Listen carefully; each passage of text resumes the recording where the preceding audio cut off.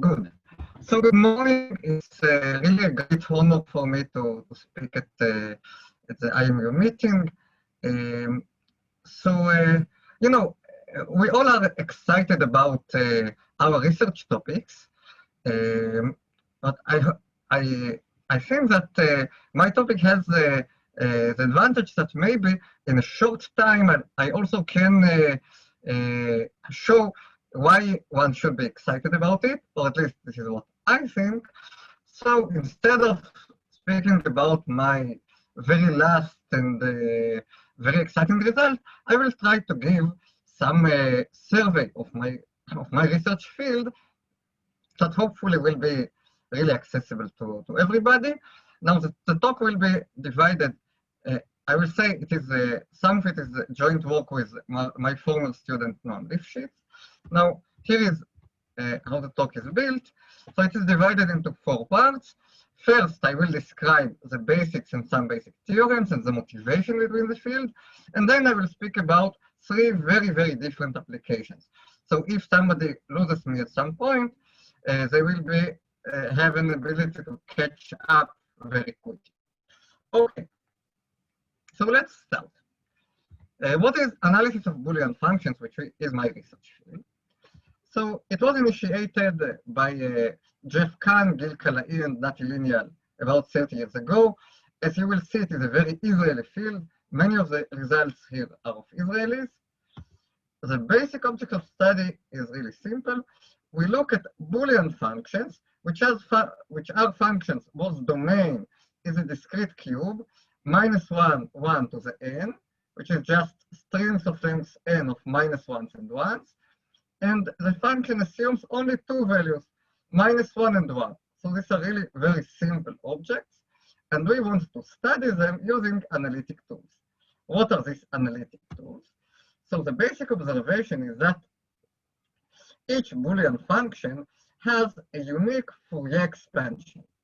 What does it mean? We can look at all the functions xs, which is just the multiplication of all the xi's in the set S, and then these functions xs form an orthonormal basis to the space of functions on the discrete cube with respect to the uniform measure and the usual norm. So we can take each function f and write it as a linear combination of these characters. In other words, we can take each function and write it as a multilinear polynomial in a unique form. And the basic observation is that properties of this expansion can teach us a lot about the function, just like in usual Fourier analysis.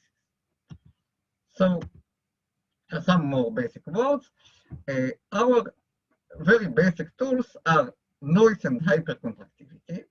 What is noise? So the noise operator is really what you think it should be. We take the input of the function x, apply to its coordinates some noise. So we generate n row of x, which is a noisy neighbor of x, which means that we take each coordinate and leave it as is with probability rho and randomize it with probability 1 minus rho. And then we apply f to this noisy neighbor. So the expectation of f on a noisy neighbor is t rho f of x. Those familiar can notice that this is just like the heat kernel.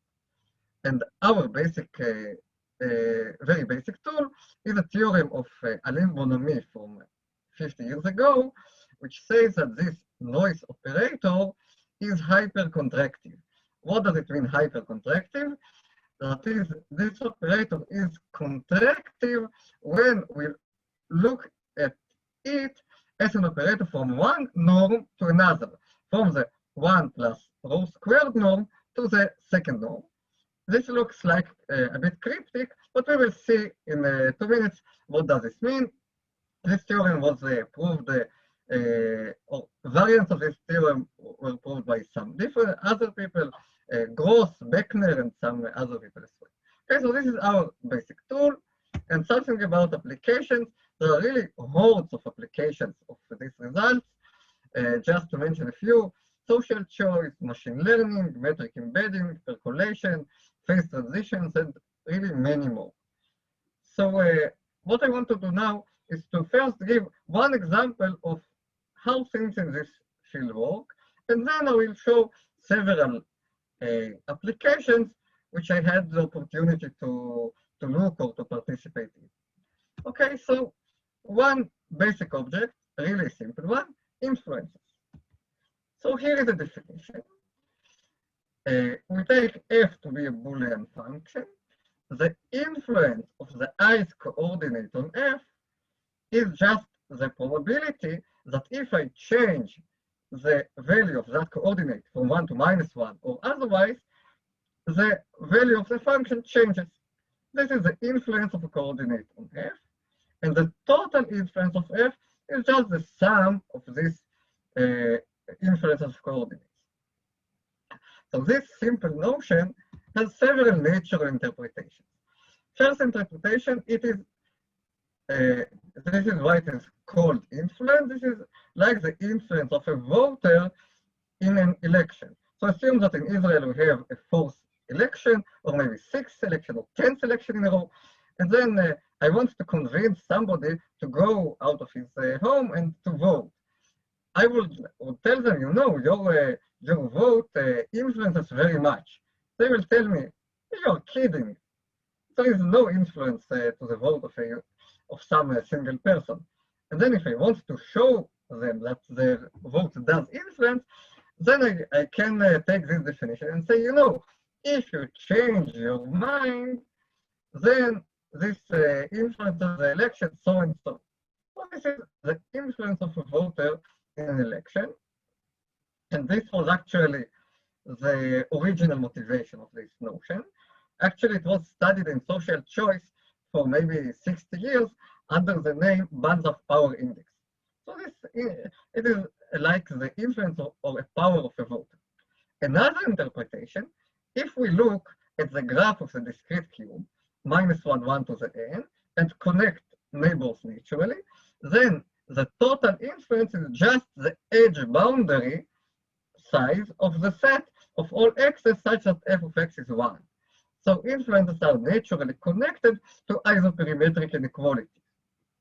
Also, another natural interpretation, if so far we had the uniform measure. If instead of the uniform measure we take a biased measure, what is called the p-biased measure, when the weight of 1 is p and the weight of -1 is 1 minus p, and then we look at this size mu p of the set of all x's such that f of x is 1, and we look how this size evolves as p increases, then it turns out, this was shown by Aaronson-Ambainis 50 years ago, but it is really a simple result, that I of f is just a derivative of this function. Why is this important? For example, this governs threshold phenomena. So Erdos and Remy showed 60 years ago that if we take natural graph properties and look at the probability that the graph has this property when its edges are chosen independently with probability p, then this probability jumps suddenly from 0 to 1. This is what is called threshold phenomenon.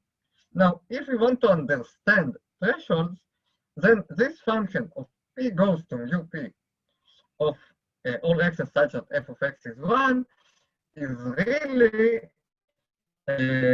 what says us what happens with the threshold. So if the derivative is high, then the threshold is sharp. So if I want to understand thresholds, then I need to understand influences. So this very simple notion of influence is really the key to understanding many important things. And here is the first and basic result in analysis of Boolean functions, what's called the KKL theorem. Nathan,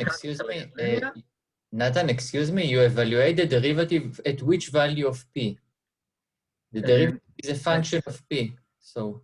Yes, so the derivative at the point p. And then you have to take the influence with respect to the biased p measure. So the probability will be with respect to measure mu p. So the derivative at 1/2 is the normal, the usual influence. Okay. Yes, and if I take it the mu p, then it will be this derivative. Yes, thanks. Okay, so the KKL theorem says that for any Boolean function f, there exists a coordinate whose influence is not very small. So the influence is at least log n over n times a constant times the variance of the function. Now, how strong it is? So we already said that influences are related to isoperimetry, so we can take the simple isoperimetric inequality of the cube, and it gives almost the same bound. It gives a bound with 1 over n instead of log n over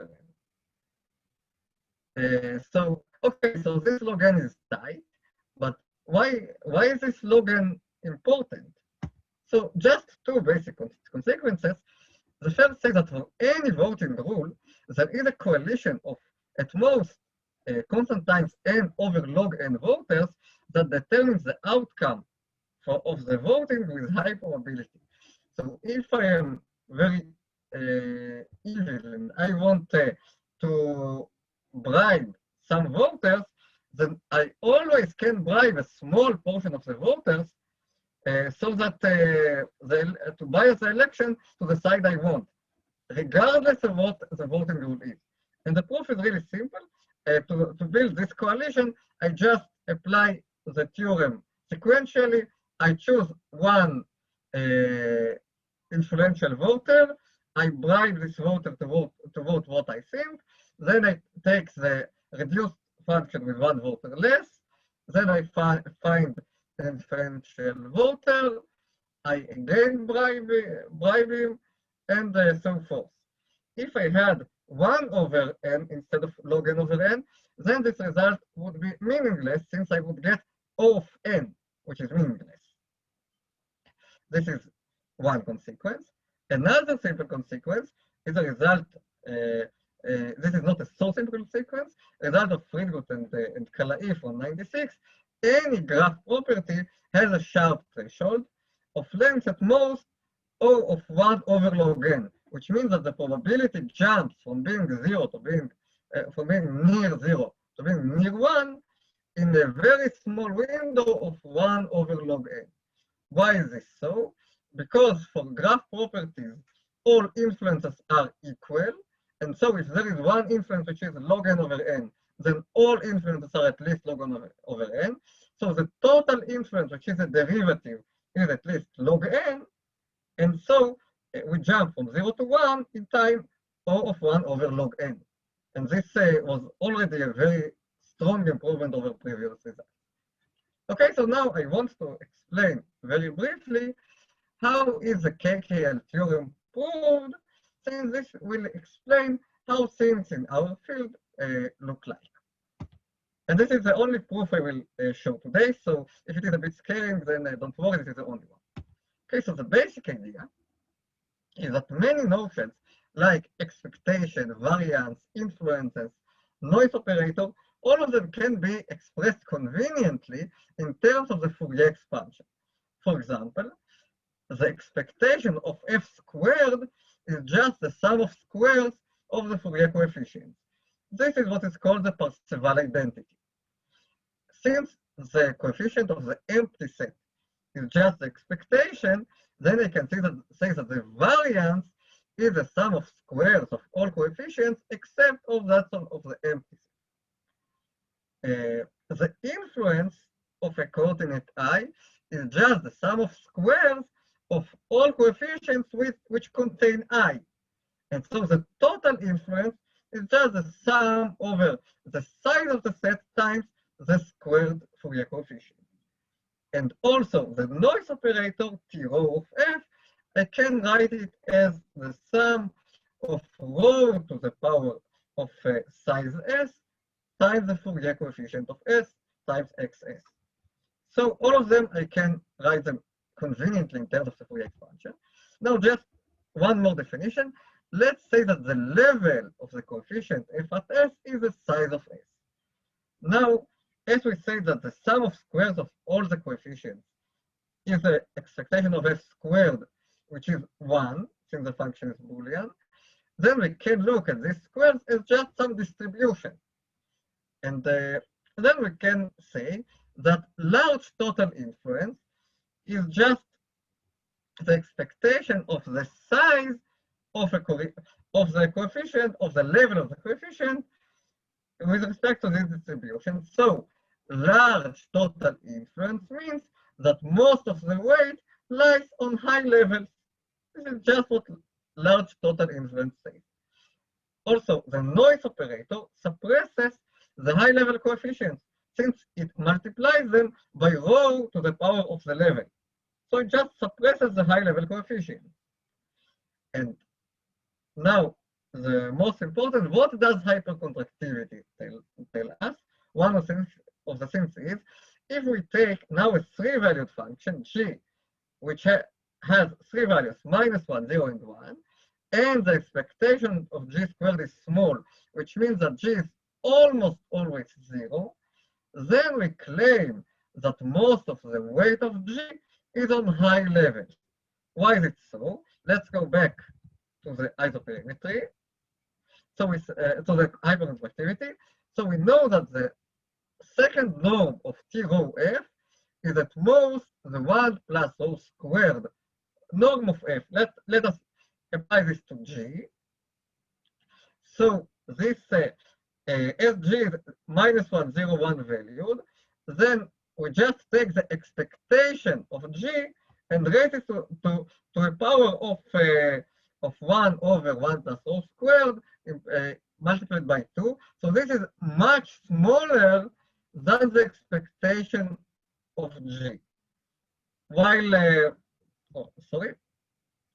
So we see that when we applied the noise, we got something which is much smaller than the expectation, which was the sum of squares of the second of the Fourier coefficients, which means that the noise influenced the coefficients very much. We say that the noise suppresses high-level coefficients. So if it influenced the coefficients very much, this means that most of them were on high levels.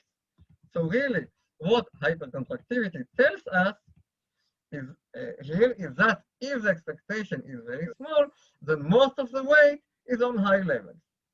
Now we can prove the KKL theorem at once. Here is a proof sketch. Assume on the contrary that all influences are small. Now let's look at the discrete derivative. The discrete derivative takes at the i's coordinate, we just fix the i's coordinate to 1 and fix it to -1 and see what is the difference. F of y when the coordinate is fixed to 1 minus f of y when the coordinate is fixed to -1 over 2. And it also has a convenient Fourier representation. So clearly the range of this function is -1, 0, and 1. The expectation of gi squared is exactly the influence of the i's coordinate on f, because really g is not 0 exactly when the i's coordinate influences f.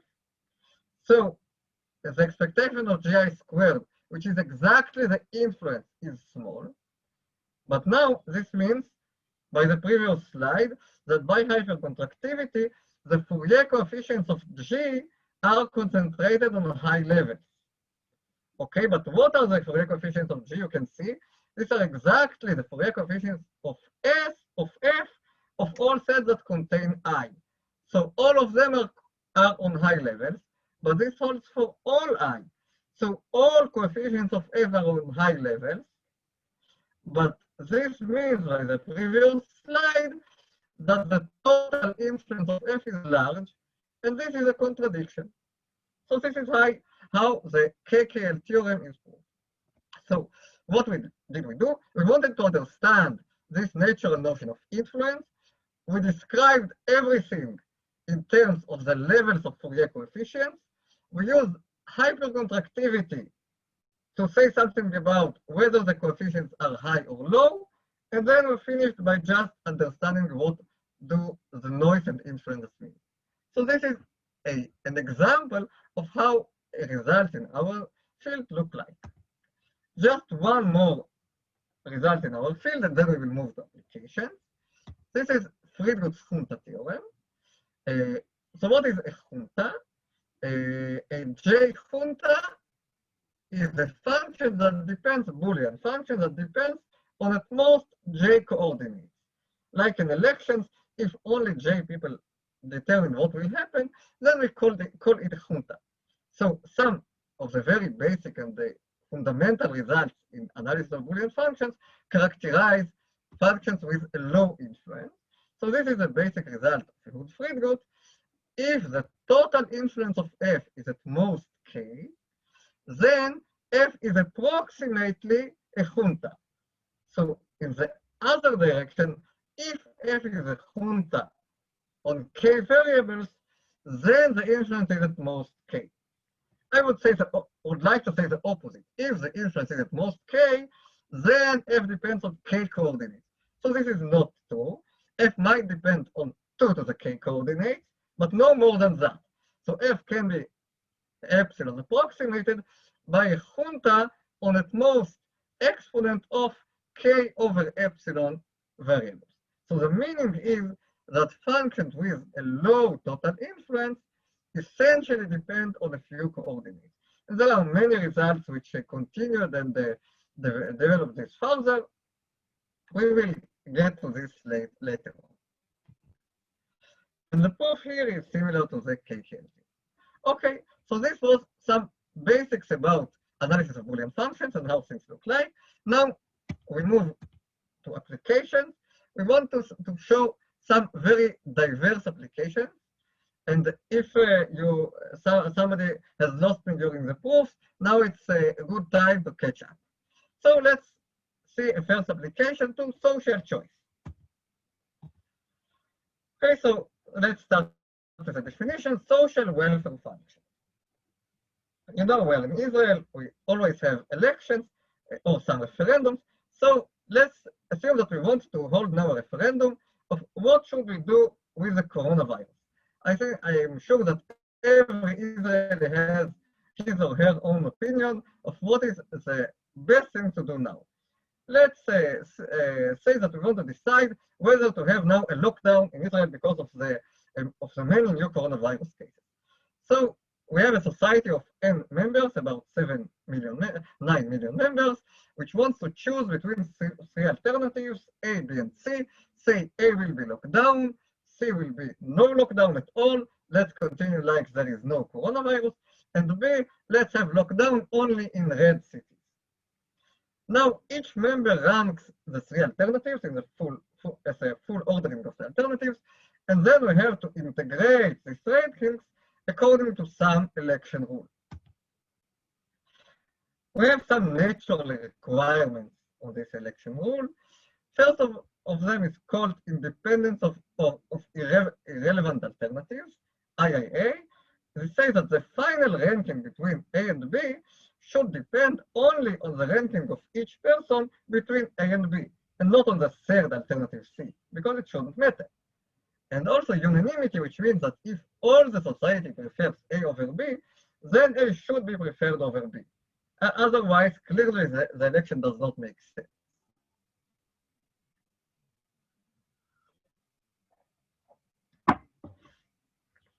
Okay, so far this is very simple.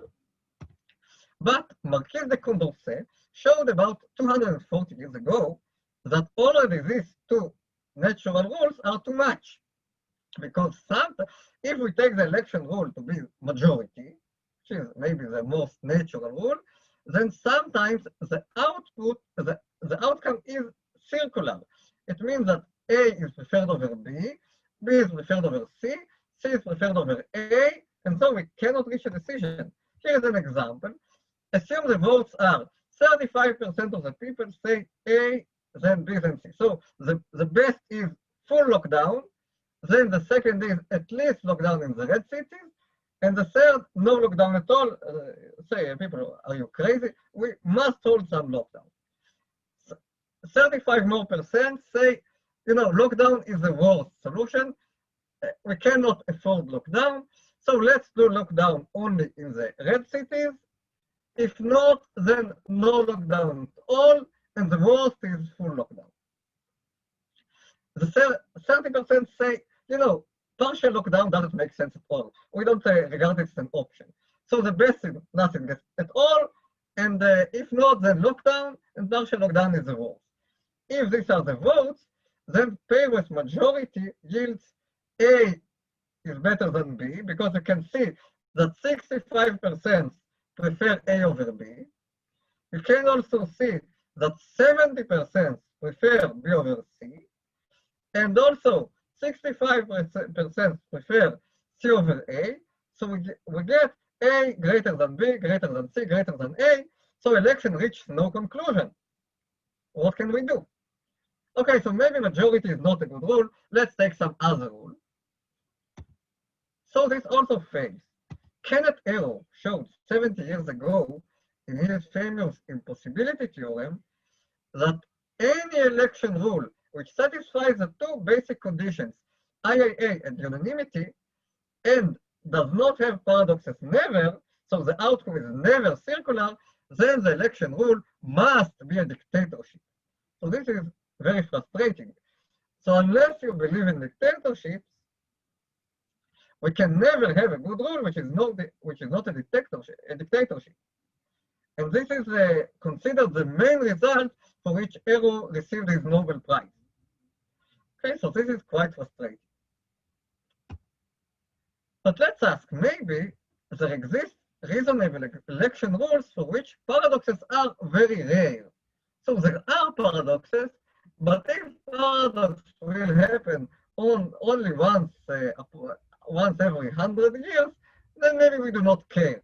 Then we will hold another election. If it is very rare, we do not care. So maybe there exist such reasonable rules. Example, majority is not reasonable in this sense, because one can show that we have 6 to the n possible results of the election. That is, each voter has 6 possible orderings. We have n voters, so we have 6 to the n possible cases. It turns out that in 8% of them, we have a paradox. So once every 12 elections, we will have a paradox. This we cannot do. So maybe there is some other election rule which is good.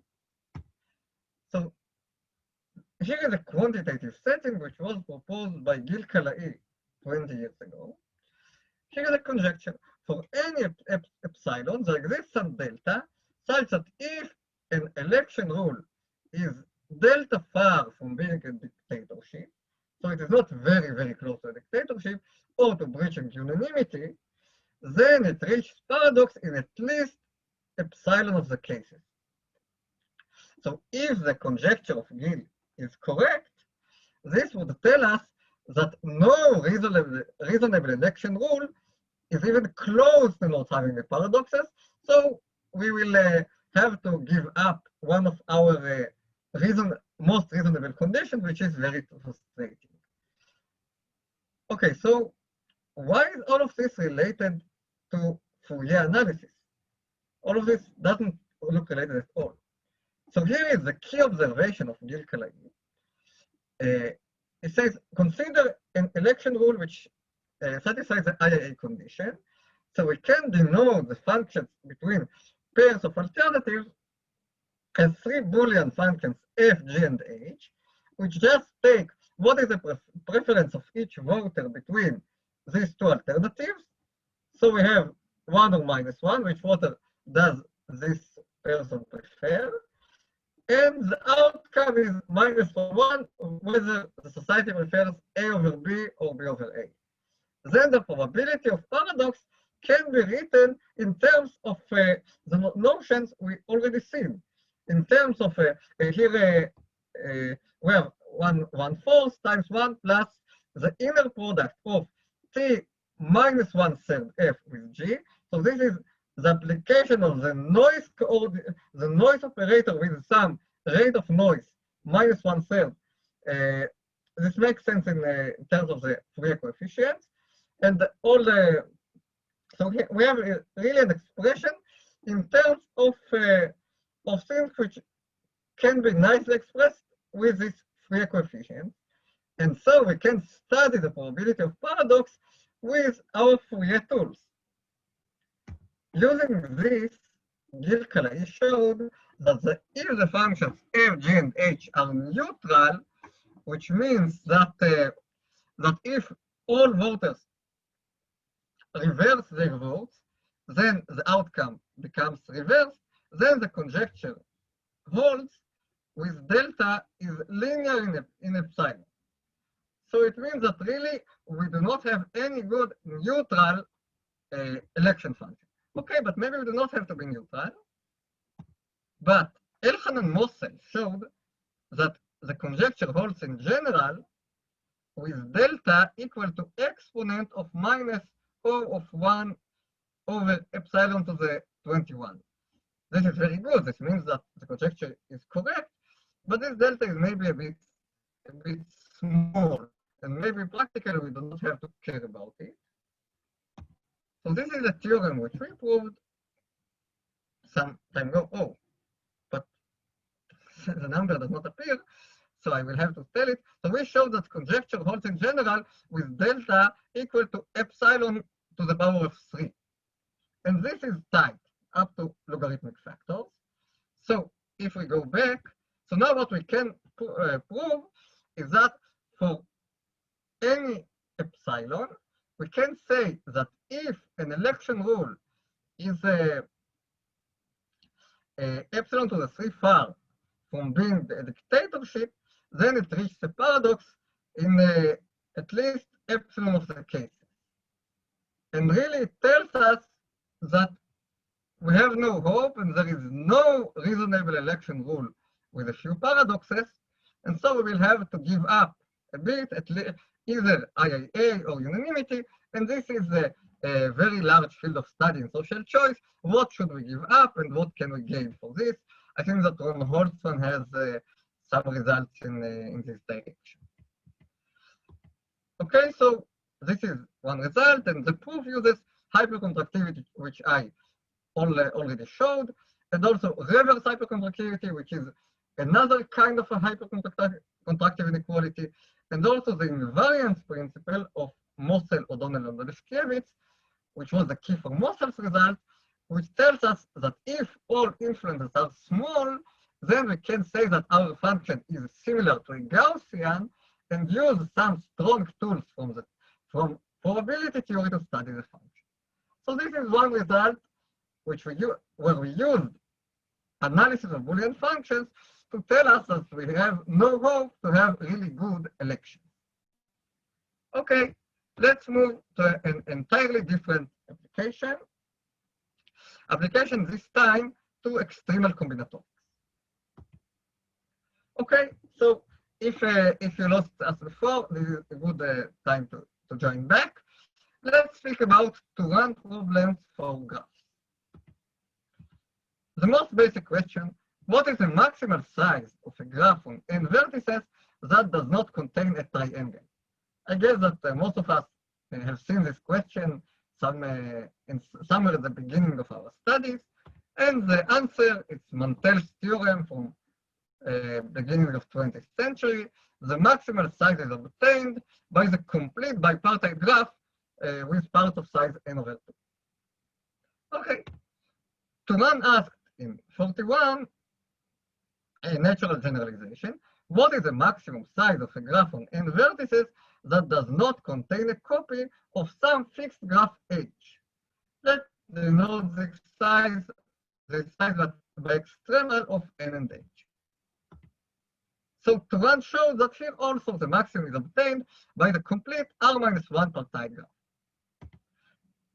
Interestingly, for any h, this problem was solved quite soon after by Erdos and Stone, and they showed that it actually depends on the chromatic number. If the chromatic number of the graph is R, the minimum number of colors in which we can color the vertices so that any two edges have two adjacent vertices have different colors is R, then the maximal size is like the size of an R-1 partite graph. Okay, so This holds for any R greater than 2, so only bipartite graphs are left, and they were studied extensively, and still there are many open questions. Okay, so Turán problems for graphs are relatively understood. In the case of hypergraphs, the situation is much harder. So Turán asks the same question. What is the maximal size of a K-uniform hypergraph on n vertices that does not contain a copy of some fixed K-uniform hypergraph H? And here I cite from some paper of Friedgut, Young, and Severt, which are among the most important researchers in this field. They say that such problems are notoriously difficult, and actually for most of them we do not know anything. For example, even the asymptotics of extremal of K for 3, so how many edges we need in a 3-uniform hypergraph to have a complete subgraph on 4 vertices, which is the natural generalization of Mantel's theorem, is not known until today. Okay, here we want to go to one type of such problems, what is called Turán problems for expansion. So here we need one more definition. For a hypergraph H, the K expansion H plus of H is a K-uniform hypergraph obtained from H by adding to each hyperedge distinct new vertices. Here are two examples. If we take a triangle and want to make it K-uniform, we just take to each of the 3 edges and add to it independent vertices. So we get this triangle from the right, in which every 2 edges share only a single vertex. Also in the right, we have another example. We take 2 edges which share 2 vertices. One of them is of size 4, another is of size 3. We want to make them of size 6, so we just add independent vertices to each of them. Now we get 2 edges of size 6, which share exactly 2 vertices. Okay, so this is K expansion, and the basic question is, what is the maximal size of a K-uniform hypergraph on n vertices that does not contain a copy of H plus? This encompasses many well-known open problems. I will just mention 2 of them. First example, if the basic hypergraph is 2 hyperedges that intersect in T-1 elements, this is on the left, sets with fixed intersection, then the extremal of K and H plus is the maximum size of a K-uniform hypergraph in which no 2 hyperedges share exactly T-1 elements. This is called the Erdos forbidden 1 intersection problem, which is already almost 50 years old. The second example is when we take H plus to be a spatial D-simplex.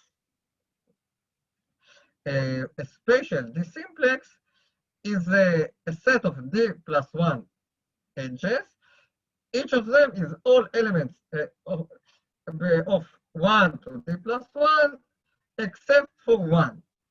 This is like the vertices of the faces of a D-dimensional simplex. So here, finding the extremal number of a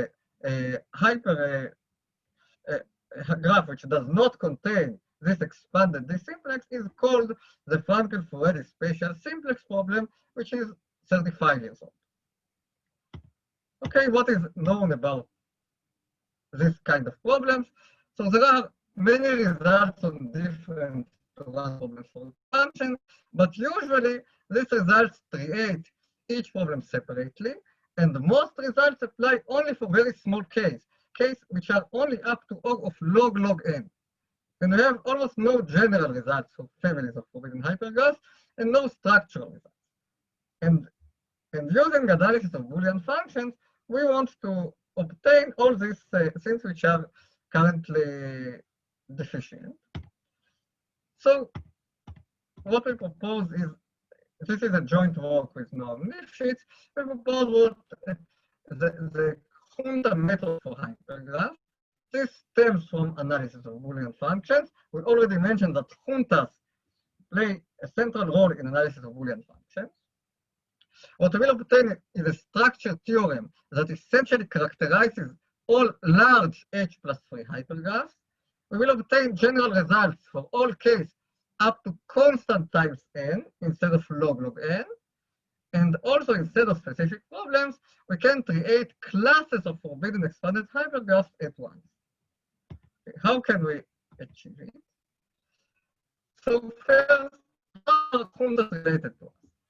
So we can regard a K-uniform hypergraph as a Boolean function, whose vertices are whose coordinates correspond to all hyper edges, and the function is 1, can be 1 only for hyper edges of size k, because it is K-uniform, and then we call it a Junta if the Boolean function is a Junta. Now here is an observation. All the known or the conjectured extremal examples for many Turán problems for expansion, including the two problems I showed above, are Juntas. For example, it is conjectured that in the spatial simplex problem, the extremal family is just all hyper edges which contain a single vertex. This does not contain a simplex, because in a simplex, the intersection of all edges is empty. Here we do not have sets of edges with empty intersection. So this does not contain a simplex, and it is conjectured to be a maximal one does not contain a simplex. Also, in the Erdos forbidden one intersection problem, it is conjectured that forbidding intersections of size t-1 is the same like forbidding all intersections of size t-1 or less. And then the extremal example is just families in which all sets intersecting at least t elements. Here are several examples of such sets. We can take all sets that among 1 to t plus 2r contain at least t plus r elements, and then each two of them intersect in at least t elements. Okay, so we observed that the extremal examples are Juntas. Now, one should mention that from the point of view of extremal combinatorics, a Junta is not such a natural object. But once we move to analysis of Boolean functions, we know that we won't deal with Juntas because Juntas are very convenient. So let's start with this, that the extremal examples are Juntas. Now, the basic result we stem from is a result of Dinur and Friedgut, Dinur and Friedgut, which says that any intersecting K-uniform hypergraph is essentially contained in an intersecting Junta. Intersecting means that every two hyper edges intersect in at least one vertex.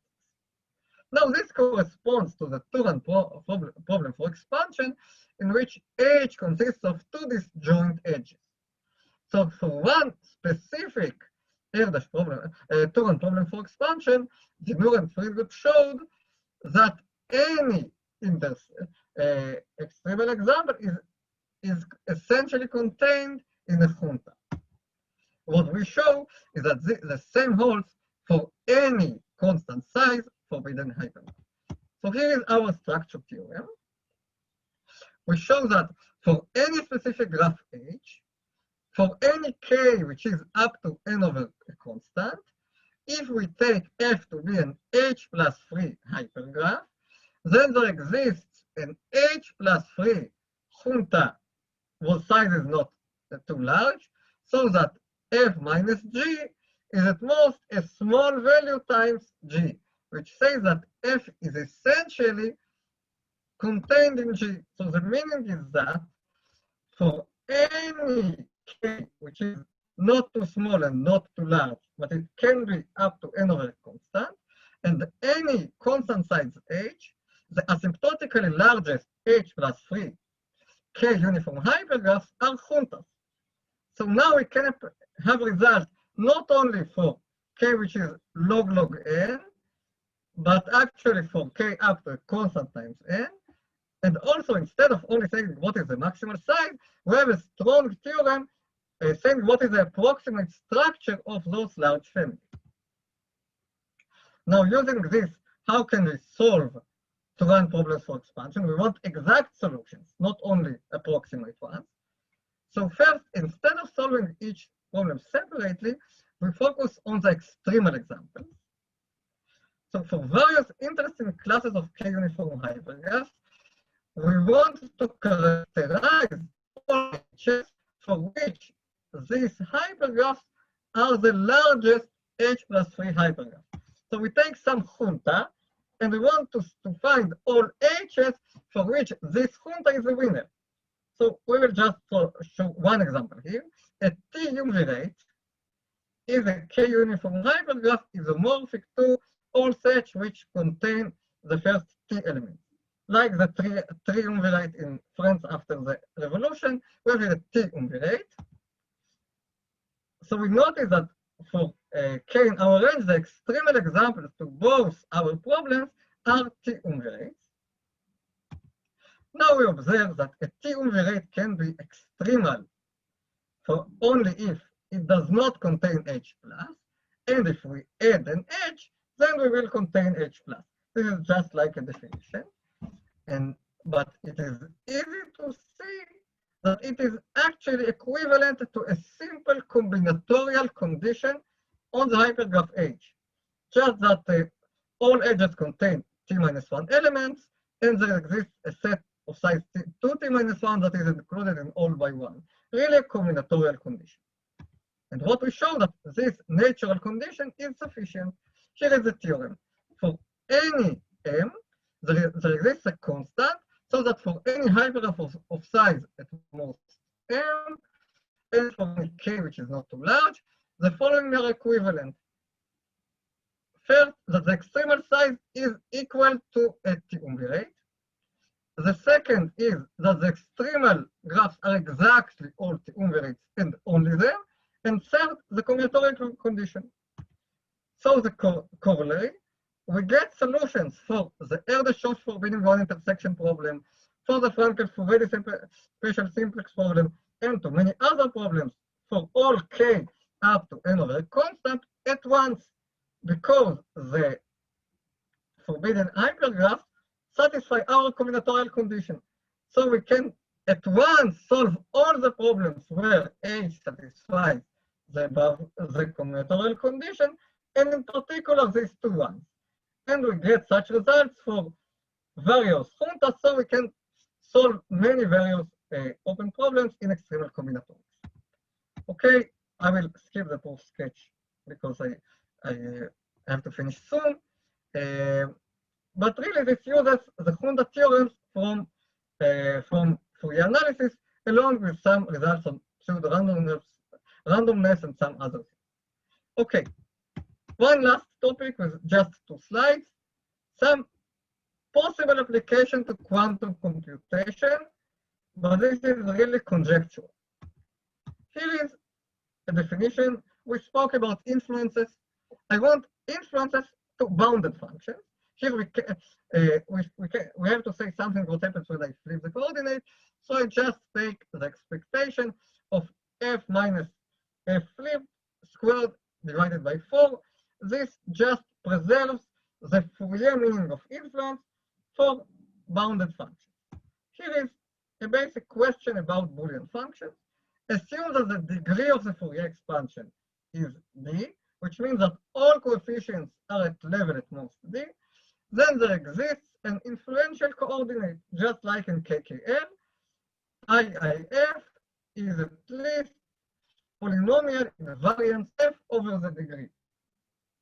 So this just says that we can get a better variant of KKL if we know that the degree is small.